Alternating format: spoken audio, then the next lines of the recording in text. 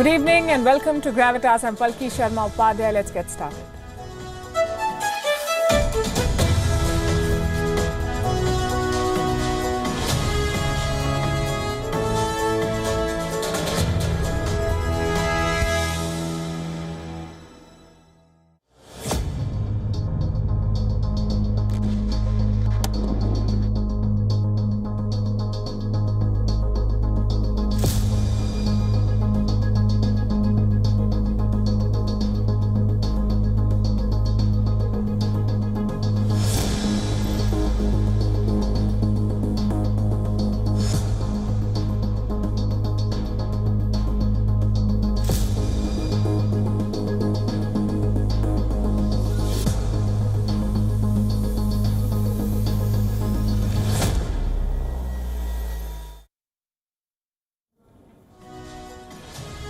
Do you know what's the biggest power in the world? What gives you the biggest power in the world? Not weapons, not wealth, not even leadership of major countries. The biggest power in the world is to be able to control other people's minds. Great revolutionaries have achieved it. Religious leaders have achieved it. And now China wants to achieve it. How? By building what they're calling brain control weapons. This is not science fiction. It's legit. This is the latest threat from China, brain control weapons. They're doing everything, gene editing, creating super soldiers, running propaganda campaigns, waging narrative wars, basically changing the nature of warfare to control your mind. On this show, we've reported extensively on the information war that the Chinese have been fighting. Tonight, we'll tell you about the weapons that China is said to be developing to control minds. It is as sinister as it sounds. Also on the show, will France offer nuclear submarines to India and why? They're calling India the most reliable, the most important partner in the Indo-Pacific. We look at where this relationship is going. After a string of scandals, Boris Johnson's party suffers a humiliating election defeat. Is the Prime Minister on his way out? What are Communist China's diplomats doing in a temple in Jaffna, complete with a local attire, reaching out to Lankan Tamils? We'll tell you why. And North Korea has banned laughing for 11 days. I'm not even making this up. Full story coming up. We start, as always, with Gravitas Global Headlines. Indian Prime Minister Narendra Modi conferred with the highest civilian award by Bhutan for the support extended by India over the years, especially during the pandemic. At least 24 people killed after a fire swept through a mental health clinic in a commercial building in western Japan. The police are investigating arson as a possible cause. The Competition Commission of India has suspended Amazon's deal with the Future Group after reviewing complaints that the company had concealed information while seeking regulatory approval. A penalty of nearly $27 million has also been slapped on Amazon, accusing it of making incorrect and false statements. At least 12 people died in the strongest typhoon to hit the Philippines this year. The storm uprooted trees, power poles, and inundated villages. More than 300,000 people fled their homes as Typhoon Rai hit the country, knocking out communication lines in some areas. Russia unveils security guarantees, which it wants from the West, including promises to give up any military activity in Ukraine and not to expand the NATO military alliance further. Russia says the Western response till now is not promising. US President Joe Biden calls for Americans to get vaccinated against COVID-19 or get booster shots amid a surge of Omicron cases in the country. If you're vaccinated, you have your booster shot, you're protected from severe illness and death. He warns of a winter of severe illness and death for those who are yet to get vaccinated. The United Nations Rights Council will consider a draft resolution to set up an international commission of rights experts to look into the abuses in conflict-hit Ethiopia. Our office continues to receive credible reports of severe human rights violations and abuses by all parties. This after an alarm over atrocities in the country over the killing of Tigrayan civilians in a fresh wave of ethnic violence. Facebook's parent company Meta bans several surveillance companies for spying on at least 50,000 users on its platforms. The company has now taken down 1,500 Facebook and Instagram pages linked to such groups. 2 Indian male shuttlers are guaranteed to finish on the World Championship podium for the first time ever. Kidambi Shrikant thrashed Dutchman Mark Kallio 21-8, 21-7 to set up a semi-final against compatriot Lakshya Sen, who edged China's Zhao Junpen in a 3-game thriller. But PV Sindhu's title defense ended with a defeat to world number 1 Tai Tzu Ying in the women's quarter-finals. Australia have tightened their grip on the second Ashes test after a dominant Day 2. Stand-in captain Steve Smith scored 91, wicketkeeper Alex Carey hit a half-century, and bowlers Michelle Neser and Mitchell Starc put on a late onslaught as the hosts went from 221 for 2 to 473 for 9 declared. In reply, England have already lost openers Rory Burns and Hasib Hamid and were 17 for 2 at stumps.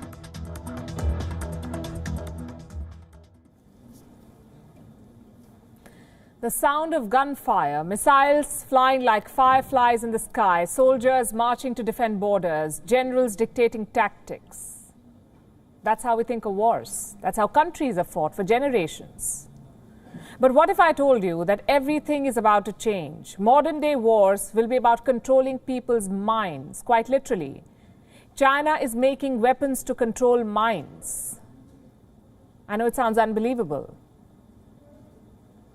But China is building such weapons. It is also building biological warfare capabilities. It is conducting influence campaigns. Basically, Beijing is waging unconventional wars, trying to control minds in many ways. It is using every tool in the kit to weaken other nation states. What are these tools? Who are the targets? And what can the world do to stop China?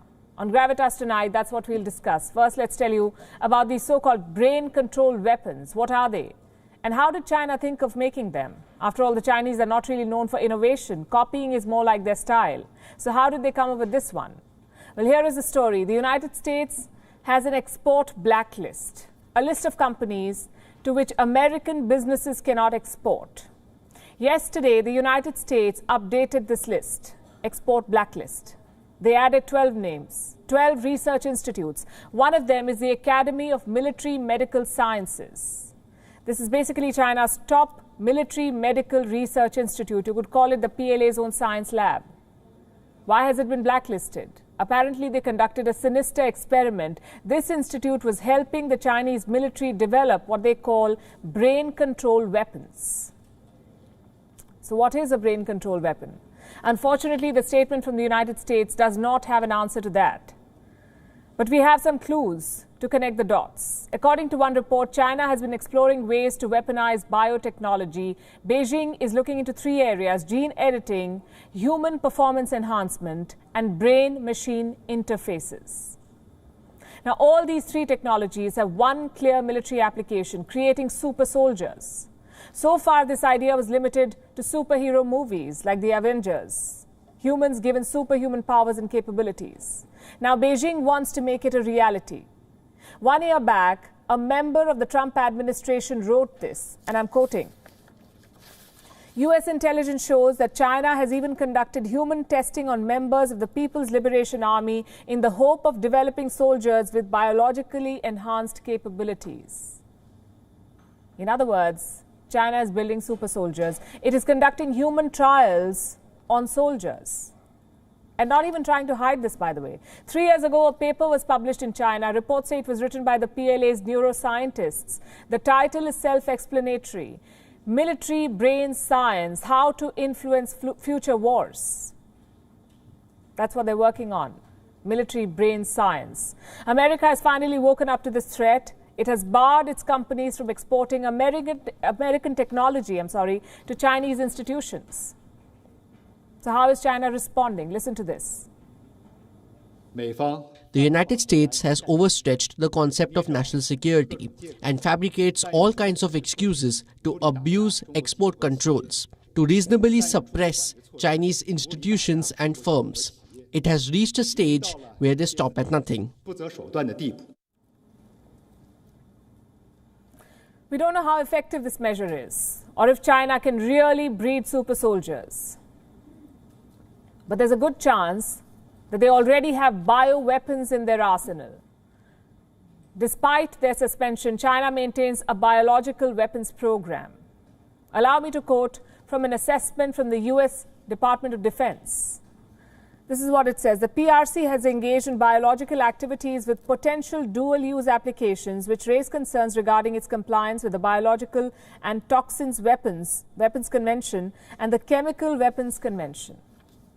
China also has the capability of developing really advanced bioweapons. Let me show you a report about China's National Gene Bank database. It is one of the world's largest repositories of genetic information. What can Beijing do with this? Going by one claim, it can be used to engineer precision bioweapons.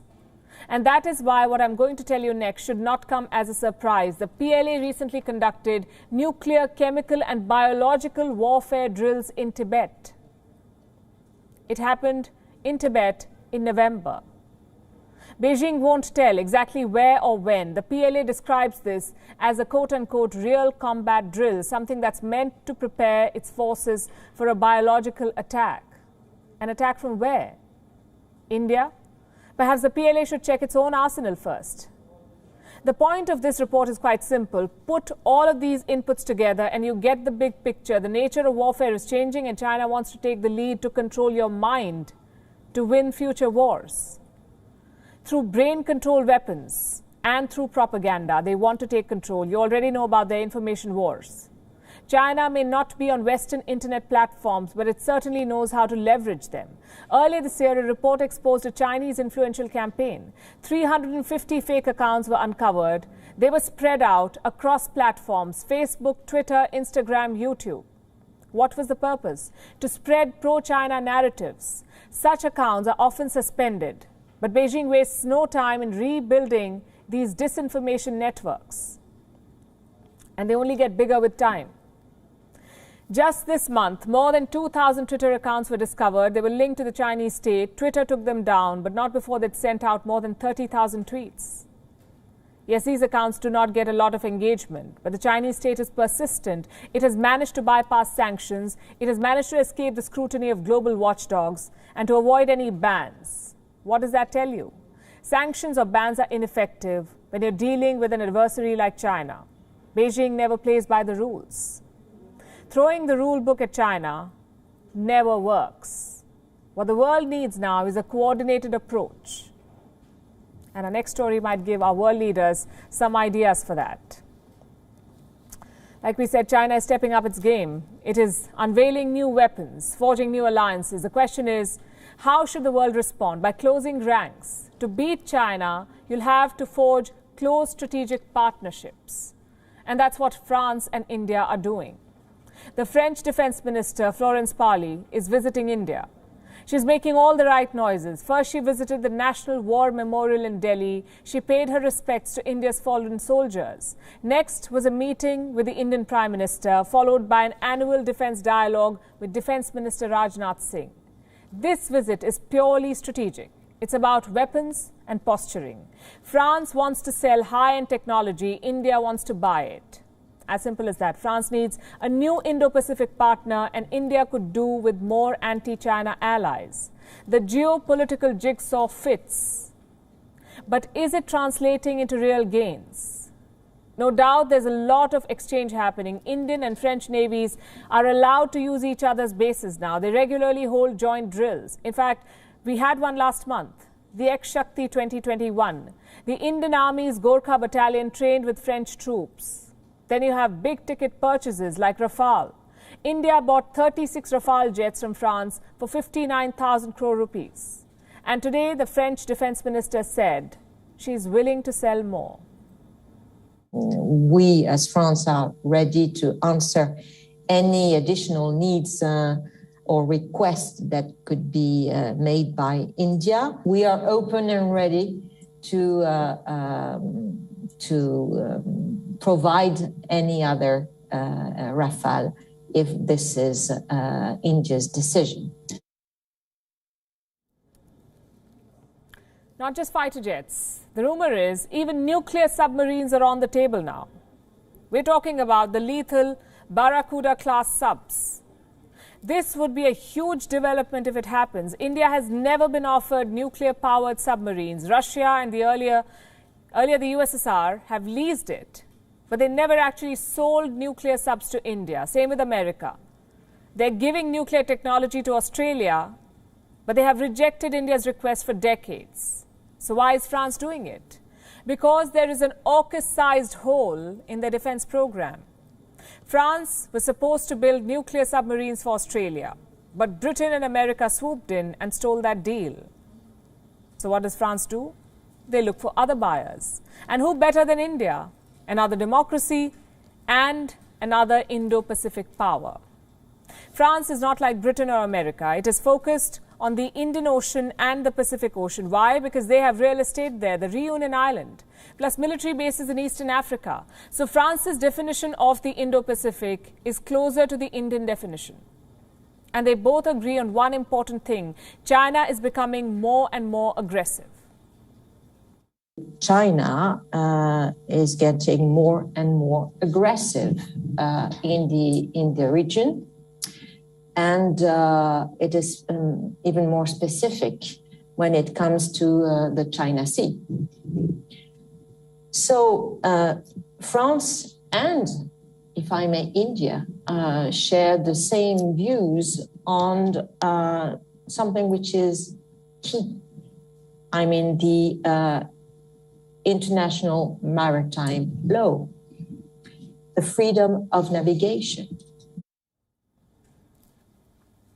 You can see why France needs India, a major defense market, a window to the Pacific, and a break from following Captain America. But the question is, how should India respond? Is France more reliable than the US? Recent evidence would suggest, yes, it is. Fewer betrayals, fewer outbursts, and fewer lectures on internal affairs. But can loyalty replace power? And here's why I ask. France's ambitions are weighed down by the European Union. Before any big move, President Emmanuel Macron will have to consult Brussels. I know that France is talking about a powerful and independent Europe, but that dream is not a guarantee. So what is India's best option here? Well, why not make the best of both the worlds? Diplomacy is all about options, you see. We saw how the US betrayed France with AUKUS. What if India is next? New Delhi cannot afford to take that risk. It cannot put all its eggs in America's basket, which is why this relationship with France is important. Even if you take China out, this is a growing partnership. There is agreement on battling Islamist terror. There is consensus on climate change. There is excellent people-to-people relations. Plus, France supports India's bid for a permanent Security Council seat. So there is substance, strategy, and symbolism to this relationship. It is a break from America's high-handedness and an insurance against their betrayal. From France, let's turn to Britain, where Prime Minister Boris Johnson's troubles just don't seem to end. After a rebellion from his own MPs, he has now suffered a stunning by-poll defeat. His party has lost the seat of North Shropshire, a seat it had controlled for the last 38 years. The Conservatives won every election on this seat since 1983. They've now lost it like tears in the rain.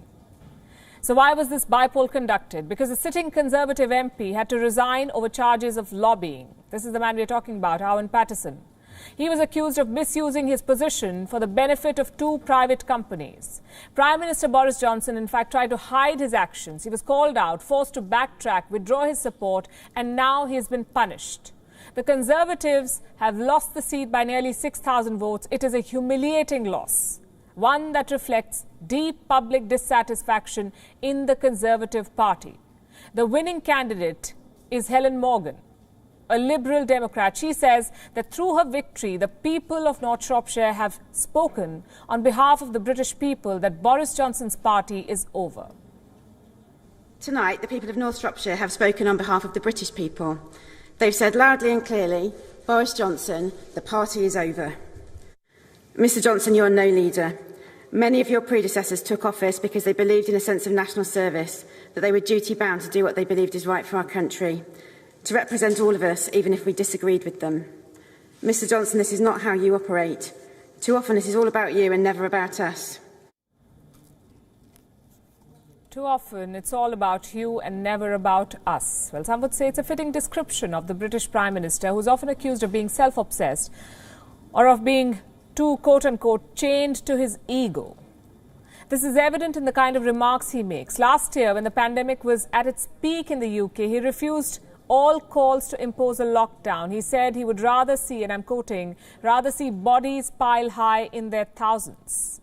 Cut to December 2021, he has imposed strict pandemic restrictions which require people to work from home and carry mandatory COVID passes, despite his own party MPs calling these measures draconian. On Tuesday, nearly 100 Tory MPs rebelled against Boris Johnson. They voted against his COVID restrictions in the House of Commons. This was the largest internal rebellion on record since Boris Johnson became Prime Minister in 2019. And yet he managed to get those measures passed. How did he do that? With the support of opposition MPs. Let me put that straight back in its box. The Labour Party showed the leadership yesterday that the Prime Minister lacked. Mr Speaker, if it wasn't for Labour votes, his government wouldn't have been able to introduce vital health measures. Now, the word is that this rebellion by his own MPs was not so much against the COVID restrictions as it was against Boris Johnson's leadership. That's what it was about. Reports suggest that the odds are shortening for a no-confidence vote. As it is, the Conservative Party has a reputation for being ruthless when it comes to disposing of leaders that have fallen from grace. There's a long list. In 1990, Margaret Thatcher was displaced and dispatched when her flagship policy of poll tax turned into a political disaster. In 2016, David Cameron was forced to resign after losing the Brexit vote. In 2019, Theresa May was forced to resign after 2 consecutive defeats in Commons over Brexit. Will Boris Johnson be the next in line? We can't say for sure, but the possibilities are growing. Reports in the media, the British media, say that Theresa May's allies are quote-unquote plotting revenge on Boris Johnson, that they're planning to submit letters of no confidence. In fact, one Tory MP has publicly confirmed sending a letter of no confidence to the party leadership. Sir Roger Gale, a veteran MP from North Thanet and a vocal critic of Boris Johnson. He says the trigger point has been reached and Boris Johnson is no longer fit to lead the Tories. Well, here's the thing. For a no-confidence vote to take place, at least 15% of Conservative MPs must send a letter of no confidence to the party leadership. In the current Parliament, there are 361 Tory MPs. At least 55 of them need to agree for a no-confidence vote to be held. 55. How many MPs voted against Boris Johnson's pandemic plan? Nearly 100. What are the chances that these MPs will also vote to sack their leader? We'll have to wait and watch to find out. And Boris Johnson is not the only one nursing a rejection. China is too. They have been forced to cancel a solar power project in Sri Lanka. Well, why? There is no clarity. Some reports say that there was pressure from India. Others say the local population rejected it. Either way, China has reacted with a publicity campaign. Their ambassador is touring Jaffna in northern Sri Lanka. He visited a library. He met some fishermen. He even went bare-chested for a temple run. Is this an attempt to win over Sri Lanka's Tamils? And if yes, will the Chinese succeed? Here's a report. These are the atheist communists from China. They are on a temple run in northern Sri Lanka, shirts off, veshti tucked in and offerings in hand. The man in the middle is Shi Zhenghong, China's ambassador to Sri Lanka. In 2 days, he has been all over Jaffna. At the local library, he is donating books and laptops. And at the dock, he's buying fishing nets and food parcels. At the temple, he's going bare-chested with a flower basket. Surely something is afoot. How did the loyal communist suddenly remember God? Because he is now charming the locals. China was contracted to build a solar network near Jaffna. But on December 1st, their embassy made this announcement. The project to build hybrid energy system in 3 northern islands of Sri Lanka has been suspended due to security concerns from a third party. Who exactly was this third party? China believes it is India. New Delhi has considerable clout in northern Sri Lanka. 70% of the island's Tamil population lives here, and traditionally they have backed India. As to why New Delhi would oppose this project, well, the ambassador answered this question himself.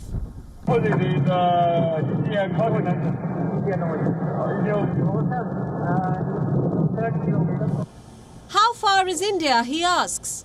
The proposed solar projects were just miles off the Indian coast. But did India actually protest? We don't know.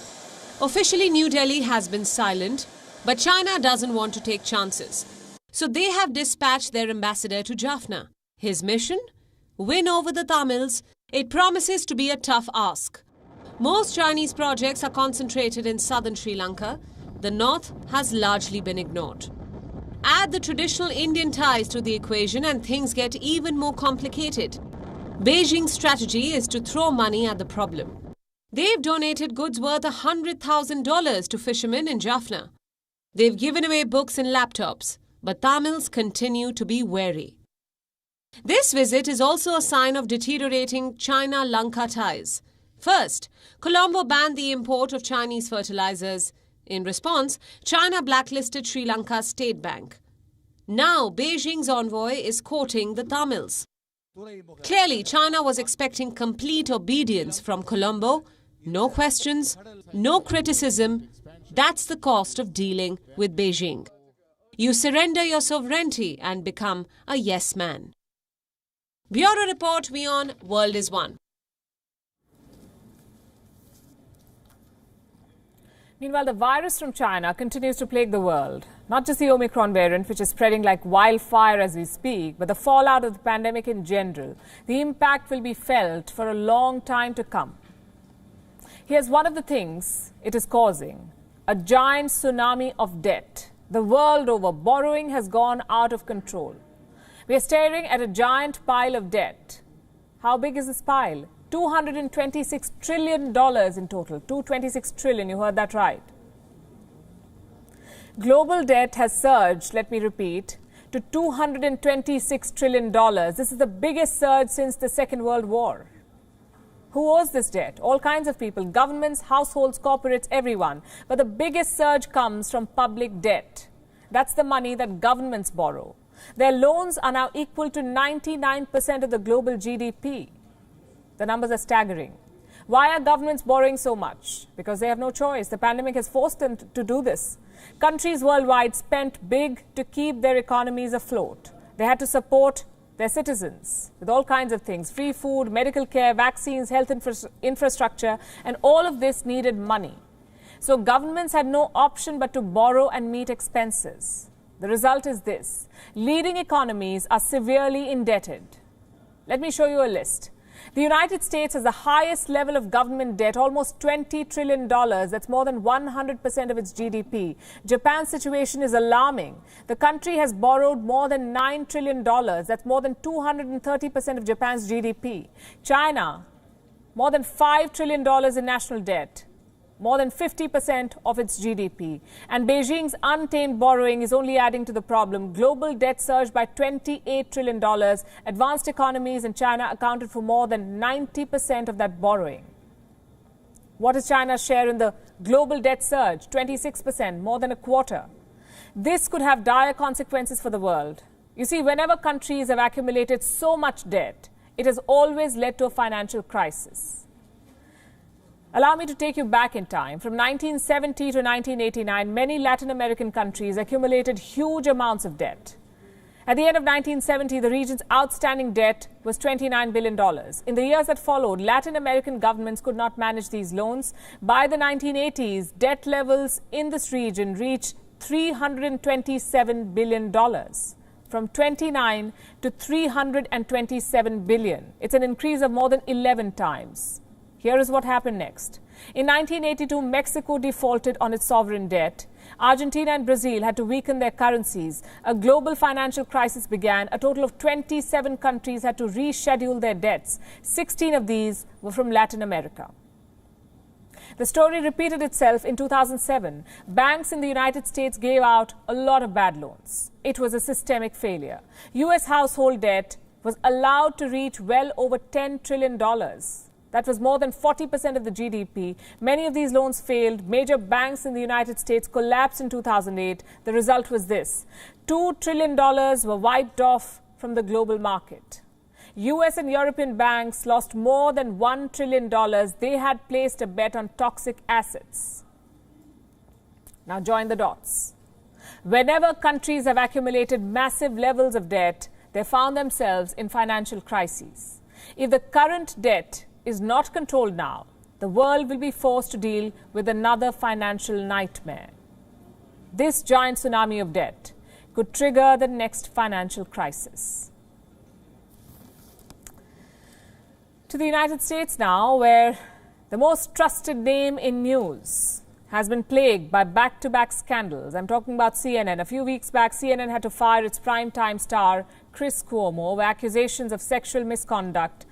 Also, for helping his brother, New York Governor Andrew Cuomo, who happens to be facing the same charges, sexual misconduct. Now this week, a CNN producer has been accused of pedophilia.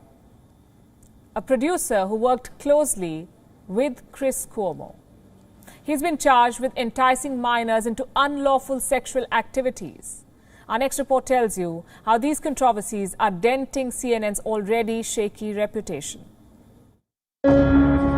It's perhaps the biggest media network in the world, with services available to 2 billion people in more than 200 countries and territories. It has an award-winning portfolio that can put many media houses to shame. Yet, for all its laurels and achievements, CNN today is mired in multiple controversies, with allegations of bias and sexual misconduct against its employees. 2 weeks ago, the network fired its star anchor Chris Cuomo for his discreet efforts to aid his brother, former New York Governor Andrew Cuomo. He was terminated for helping his brother in staving off accusations of sexual harassment, a charge Cuomo Jr. himself faces. A former colleague has accused him of sexual misconduct, a charge she says can be proven with documentary evidence. The controversy is yet to die down. And another has just cropped up. The FBI have just arrested a CNN producer who worked on Chris Cuomo's primetime show. What's his crime? Enticing minors to engage in unlawful sexual activity. 44-year-old John Griffin has been charged with pedophilia. CNN was quick to fire Griffin because the charges against him are unsettling. According to court documents, Griffin used online messaging apps to communicate with underage girls and lure them into sexual crimes. He has also been accused of bragging about sexually training girls as young as 7. If convicted, he faces a minimum sentence of 10 years imprisonment. On his LinkedIn page, Griffin has bragged about working shoulder to shoulder with Chris Cuomo, a statement that could land the axed anchor in even more trouble. Reports say the two have been friends from the onset of their careers, having worked together since 2005. Prosecutors are expected to probe just how beneficial this friendship was. It's a stunning blow for CNN. From claiming to be the most trusted name in news, it has gone on to becoming one of the most scandal-plagued names in the media business. Bureau Report, WION World is One.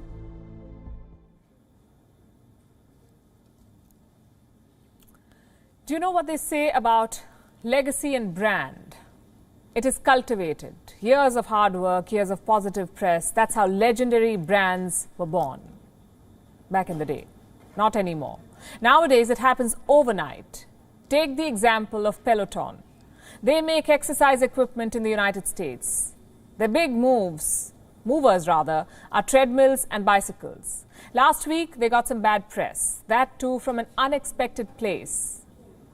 I'm sure you all know that Sex and the City is back. It was an iconic show in the 1990s and now it's back. They kicked off with a riveting first episode. Now, I have to warn you, there will be some spoilers here. So if you have not watched the first episode and plan to, now is the time to turn away.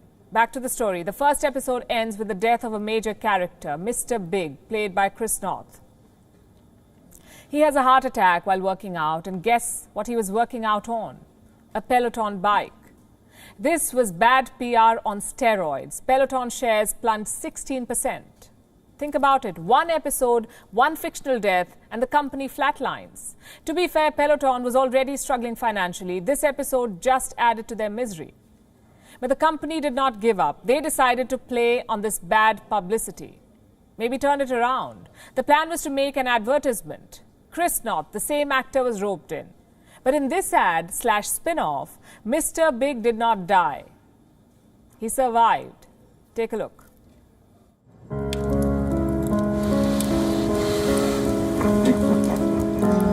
To new beginnings.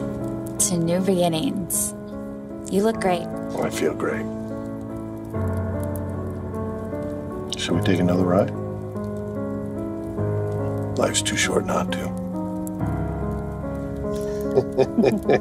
And just like that, the world was reminded that regular cycling stimulates and improves your heart, lungs, and circulation, reducing your risk of cardiovascular diseases. Cycling strengthens your heart muscles, lowers resting pulse, and reduces blood fat levels. He's alive. It's a good ad. Well thought out. I'm sure the folks at Peloton thought they got away with it. Their shares were trading 4% up. Well, think again. A new controversy has gripped them, and this time the problem is not Mr. Big, it's Mr. Chris North. Two women are accusing him of sexual assault. Both of them have a similar story. Chris North lured them home, forced himself on them, and continued to act like nothing had happened. Classic predatory behavior. The first assault was in 2004, the second was in 2015. Chris North denies both these allegations. He says the timing is suspicious. Again, something predators usually say. Where does that leave Peloton, though? They hired this actor to fight bad PR. They shot this advertisement in 48 hours, and that same actor ends up being accused by two women. Talk about a string of bad luck. Peloton had no option but to remove the ad. You can find the video on YouTube, but that's it. It won't be broadcast on any channel. What does this controversy tell you? Number one, all hail pop culture. It can make or break you. And number two, the importance of messaging. Even the slightest issue can destroy your brand. I can give you more examples. Remember when Cristiano Ronaldo said he does not drink Coca-Cola. He moved a Coke bottle away from his table. The result, Coke lost millions in share value. Just like that. Here's another example. A Starbucks coffee cup made a cameo on the Game of Thrones. It was an accident, an expensive accident. Reports say HBO provided free publicity worth tens of millions to Starbucks. Everyone was talking about it. This is what social media can do. News can go viral in seconds, and before you know it, there is a boycott campaign on Twitter. Sometimes it is good, like in the case of Peloton. The company realized their mistake and removed the ad. But sometimes it can be counterproductive. People may have a vendetta against certain brands or certain brand ambassadors, and if they have enough clout, they can destroy a company. Or at least they can try. I'll give you one more example. A bunch of tweets. You should look at them and tell me, what do they have in common? They link Toyota cars to the Islamic State, ISIS. Such tweets were extremely common in the last decade. Of course, Toyota had nothing to do with ISIS. It was just a matter of coincidence, but social media did not care. Toyota was branded the official car of ISIS. The US State Department ended up quizzing the company.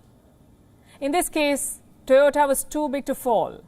So they survived the bad PR, but not every company is Toyota. The fact is, brands are at the mercy of social media nowadays. One viral tweet can destroy them.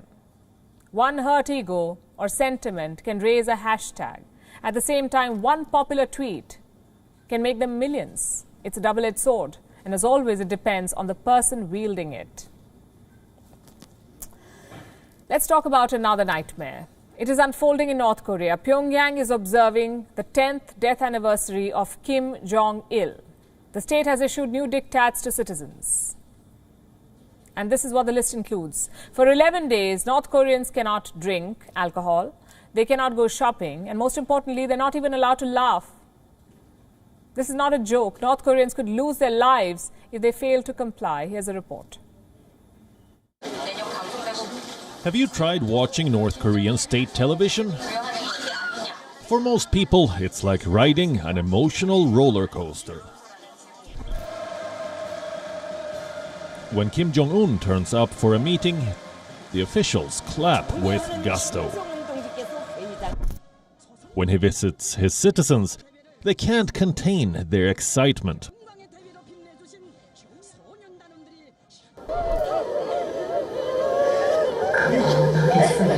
But perhaps the most striking images were these, when Kim Jong-il died.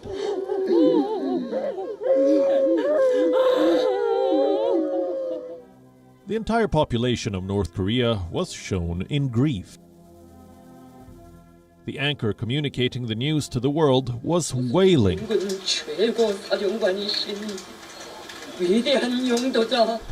So were these people who had gathered for a final farewell to Kim Jong-il.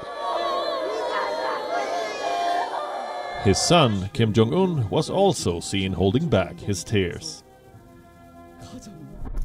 10 years later, North Koreans are being forced to mourn again for Kim Jong-il. It's his 10th death anniversary. Pyongyang is observing an 11-day period of mourning.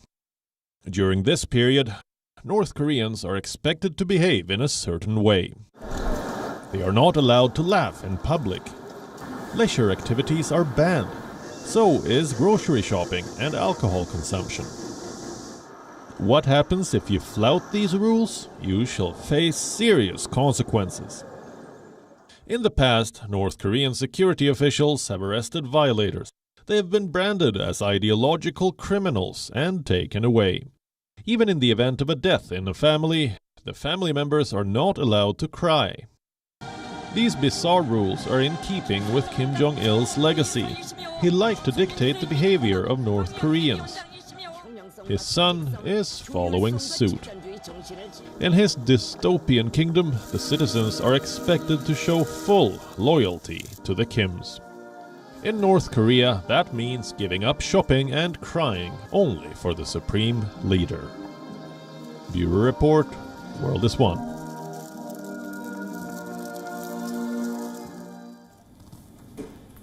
With that, it's a wrap. We're leaving you with Gravitas images. Thanks very much for watching. Have a good weekend. We'll see you on Monday.